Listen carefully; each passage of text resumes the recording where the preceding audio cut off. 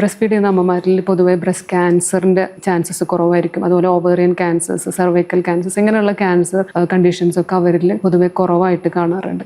അമ്മമാർ കുഞ്ഞുങ്ങളെ breast feed ചെയ്യുകയാണെങ്കിൽ ഒരുപാട് ഗുണങ്ങളുണ്ട്. അമ്മയ്ക്കുണ്ട്, കുഞ്ഞിനുണ്ട്.